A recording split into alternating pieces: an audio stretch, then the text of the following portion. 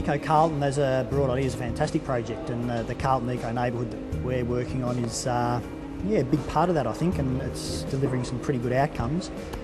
I guess the exciting part about it is there's a group of people working together who wouldn't have met if they weren't part of this program. So they're people from the four corners of the globe and the four corners of the Carlton housing estate and outside it as well that have come together to think about environmental sustainability.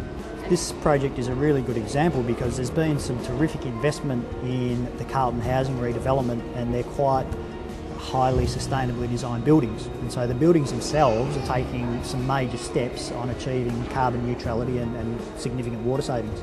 So what this program is doing is helping the people that live in those buildings to become advocates for the buildings, so they understand what the buildings are doing and they're not confused or frustrated or ignorant of the buildings. They're aware of it and they celebrate it, and they help spread the word around the community of what the opportunities presented by the buildings are. Well, it means that we've really got involved in a program, a group of us have got involved in the program that are really thinking about recycling, energy use, water use, these sorts of things, and how we can actually make that more efficient and sustainable. It's a fantastic new building. It's got solar power.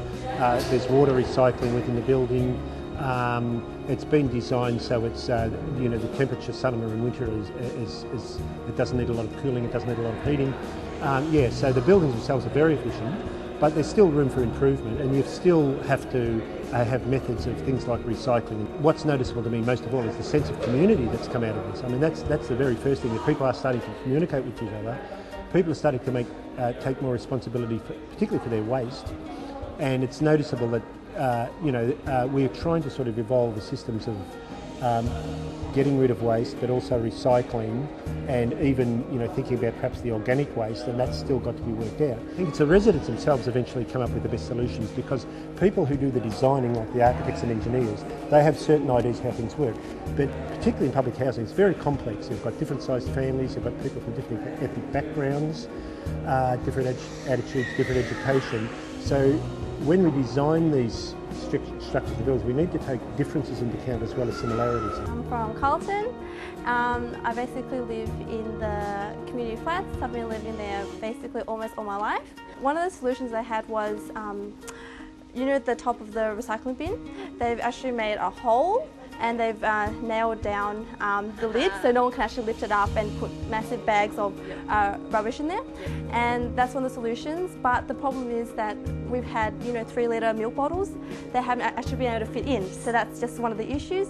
But at least we've actually had less contamination, and we have people who actually do auditing. So we're planning to have, like for example me, audit the actual recycling bins, and just to make sure that our people are actually recycling and is actually going up or down, and if it's not, what can we do? So when we take a shower, I thought that when you turn the water, it goes cold water first, and usually people just step away, they just let the water run.